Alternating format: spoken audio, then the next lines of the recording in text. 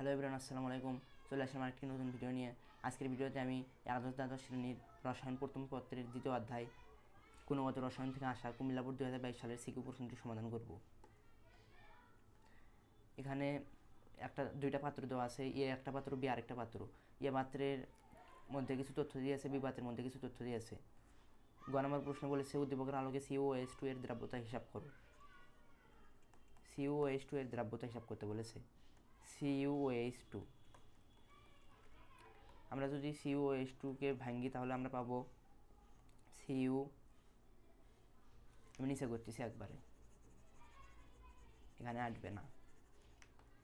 CuOH2 বলেছে, এটা দ্রাব্যতা নির্ণয় করতে বলেছে। এখন আমরা CuOH2কে বিশ্লেষণ করব। CuOH2কে বিশ্লেষণ করলে CuOH এর সাথে 2 আছে, তাই এই 2টা এই প্লাস Cu এর উপরে গেল, আর OH Cu এর নিচে কিছু নেই, তার মানে 1 আছে, তাই OH মাইনাস। এখন সমতা করার জন্য OH এর নিচে 2 আছে, এই 2টা সামনে দিলাম। এটা দ্রাব্যতা নির্ণয় করতে বলেছে। আমরা ধরলাম দ্রাব্যতা S, অতএব Cu2+ এর মোলার ঘনমাত্রা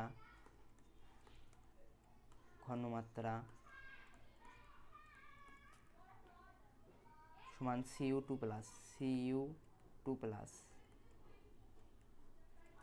এটা সমান হবে S। অতএব OH, এখন OH মাইনাসের মোলার ঘনমাত্রা নির্ণয় করব।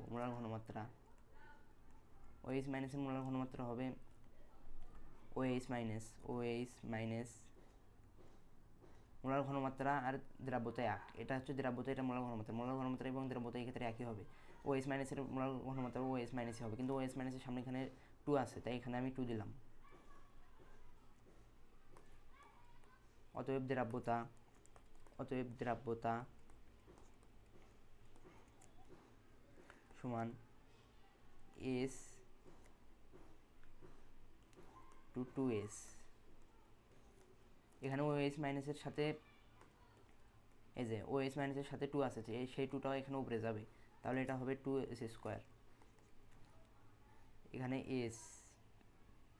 S গুণ 2 × 4 4S², তাহলে 4S³। এখন এই যে 4S³ পেলাম, এটা হচ্ছে দ্রাব্যতার গুণফল। 4S³ এটা দ্রাব্যতার গুণফল এখানে দেওয়া আছে। CuOH2 এর দ্রাব্যতার গুণফল, এই যে CuOH2 KSP সমান 1.0 × 10⁻16, 1.0 × 10⁻16, বা S³ সমান, এটাই পাশে পার করে দিলে ভাগাকার হয়ে যায়, তাহলে 1.0 × 10⁻16 ডিভাইডেড বাই 4। অতএব S³ সমান 1.0 × 10⁻16 ডিভাইডেড 4, তাহলে এটা আসতেছে 2.5 × 10⁻17।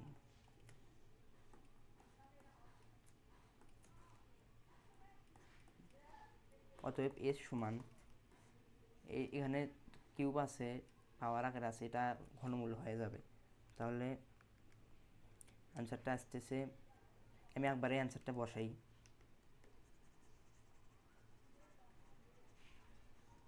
তাহলে এখানে অ্যান্সার আসতেছে 2.92 × 10⁻6। এটা হচ্ছে এস এর মান, অর্থাৎ CuOH2 এর দ্রাব্যতার গুণফল। অর্থাৎ আমরা এখান থেকে বলতে পারি CuOH2 এর দ্রাব্যতার গুণফল 2.92 × 10⁻6, এটা অ্যান্সার।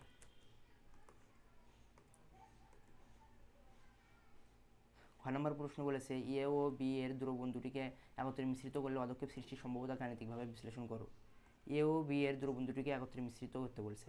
এখানে এ এর দ্রবণ দেওয়া আছে CuSO4 আর বি এর দ্রবণ দেওয়া আছে NaOH, এই দুটো দ্রবণকে একত্রে মিশ্রিত করব।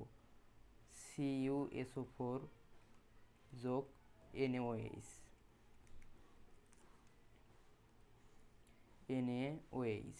এই দুটাকে যদি একত্রে মিশ্রণ করি তাহলে এখানে আসবে CuOH2 প্লাস এই যে এই Na2 এই SO4 এই বিক্রিয়াটা এইভাবে আসবে, বিক্রিয়াটা হবে এরকম। এখানে সমতা করার জন্য সামনে একটা 2 দিতে হবে এইটার সামনে। এখন বলছে CuOH2 এর দ্রাব্যতা হিসাব করো, তাই আমরা এই যে CuOH2 যেটা বের করলাম এটার প্রথমে আমরা কি আইপি নির্ণয় করব, এটার কি এসপি দেওয়া আছে এটা আমরা লিখে রাখি।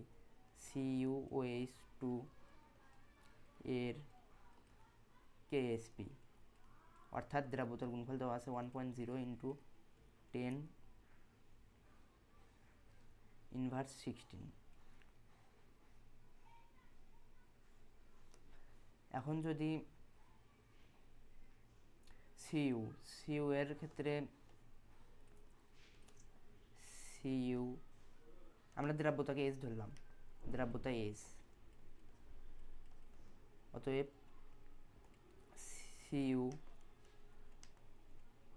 CU এর ক্ষেত্রে Cu2+ এর ক্ষেত্রে এটা তাহলে হবে আমরা দ্রাব্যতা S এর মান নির্ণয় করব। এখানে দ্রাব্যতা S হলে Cu2+ এর ক্ষেত্রে দ্রাব্যতা S হলে S1V1 = SV, এটা সূত্র বা S এর মান নির্ণয় করব। S সমান, এখানে S1 আছে, মানগুলো লিখে নেই। এখানে S1 প্রথম পাত্র, CU আছে প্রথম পাত্রে, অর্থাৎ প্রথম পাত্রে S1 6 × 10⁻4 S1 সমান 6 × 10⁻4 মোল। আর V1 আয়তন দেওয়া আছে প্রথম পাত্রে 100 মিলিলিটার, V1 সমান 100 মিলিলিটার, 100 মিলিলিটার। আর ভি হচ্ছে সম্মিলিত আয়তন, প্রথম পাত্র এবং দ্বিতীয় পাত্র মিশ্রিত করার ফলে মোট যে আয়তনটা পাওয়া যায় সেটা হচ্ছে ভি এর মান। ভি এখানে 100, V1 + V2 অর্থাৎ 100 + 80 = 180। ভি সমান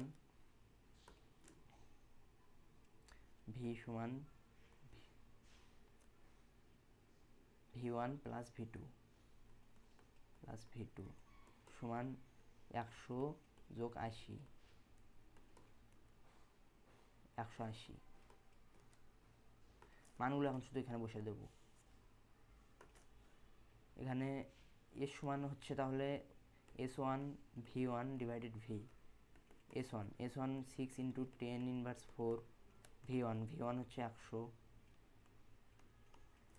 ভি হচ্ছে 180। তাহলে এটা ক্যালকুলেশন করলে আসতেছে 6 ×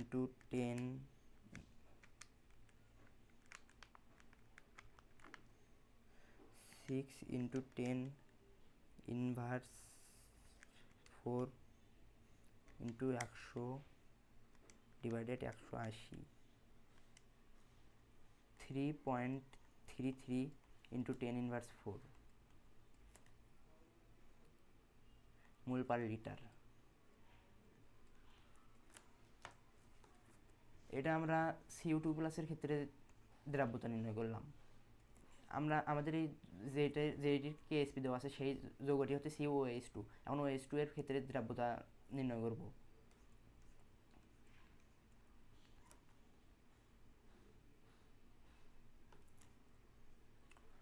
OH- এর ক্ষেত্রে OH- এর ক্ষেত্রে যদি দ্রাব্যতা S হয়, S হলে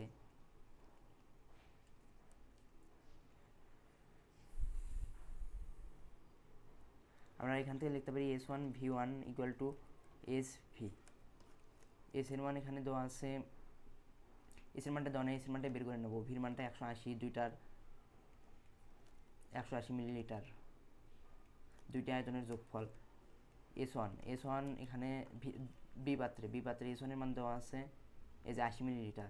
আর না, এটা হচ্ছে V2 মান, আর হচ্ছে সেন্টিমোলার, যেহেতু সেন্টিমোলার বলেছে তাই এখানে এস এর মান হবে 0.01। আমরা জানি সেন্টিমোলার মানে 0.01 মোল। যে ওইটাকে যেহেতু S1 V1 ধরেছি তাই আমি এটাকে S2 V2 ধরলাম, S2 S2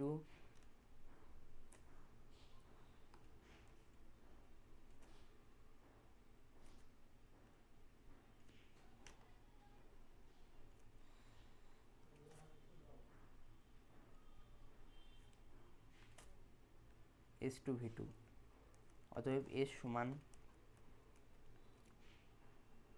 S2 এটা। S2 যেহেতু বলেছে সেন্টিমোল, সেন্টিমোল মানে আমরা জানি 0.01 মোল। আর যেটা হচ্ছে V2 এখানে দেওয়া আছে আয়তন দেওয়া আছে 80 মিলিলিটার, তাই এটা 80 মিলিলিটার হবে।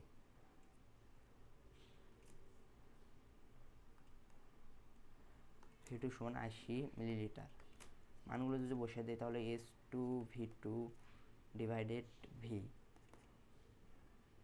সমান S2 0.01 into V2 80 divided V হচ্ছে 180। তাহলে এটা ক্যালকুলেশন করলে আসতেছে 0.01 into 80 0.01 into 80 divided 180 4.44 into 10 inverse 3। এটা মানে আমরা OH মাইনাসের মান। এখন আমরা আয়নিক গুণফলটা নির্ণয় করবো, অর্থাৎ KIP এর মানটা নির্ণয় করব। অতএব KIP সমান আয়নিক গুণফলের মানটা নির্ণয় করব। এখানে আয়নিক গুণফলটা তাহলে হবে Cu2 প্লাস আর OH মাইনাস। OH মাইনাসের সামনে যেহেতু একটা 2 আছে তাই এই 2টা এখানে আসবে। Cu2 প্লাসের ক্ষেত্রে আমরা দেখলাম এই যে 3.33 ইন্টু 10 ইনভার্স 4,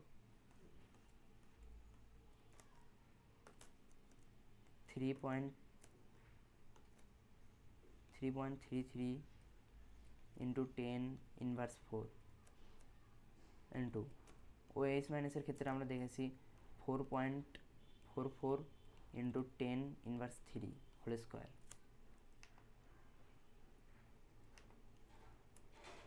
এখানে ক্যালকুলেশন করলে আসতেছে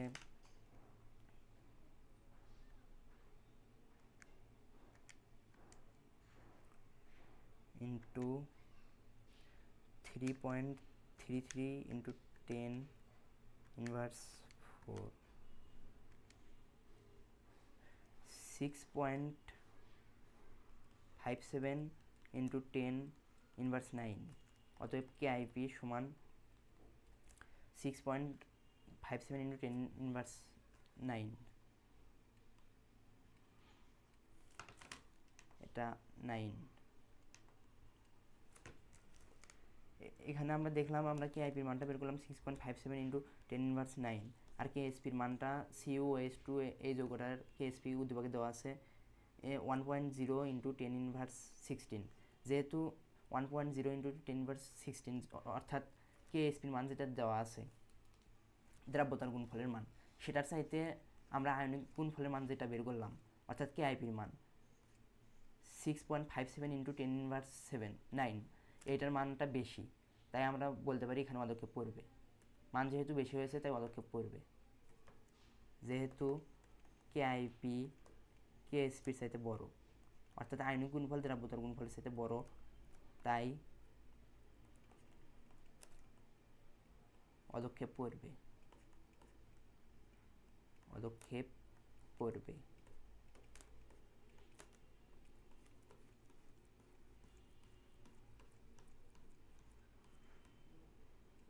এই যে এখানে আমরা প্রশ্নের সাথে মিল করে যদি বলি তাহলে বলবো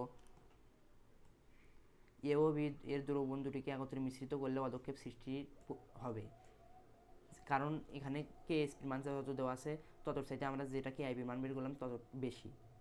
এটাই ছিল ঘ নম্বরের অ্যান্সার। আশা করছি তোমরা সবাই বুঝতে পেরেছো। দেখা হবে পরবর্তী আরেকটি নতুন কোনো ভিডিও নিয়ে। ততক্ষণ পর্যন্ত সবাই ভালো থেকো, সুস্থ থেকো। আল্লাহ হাফেজ।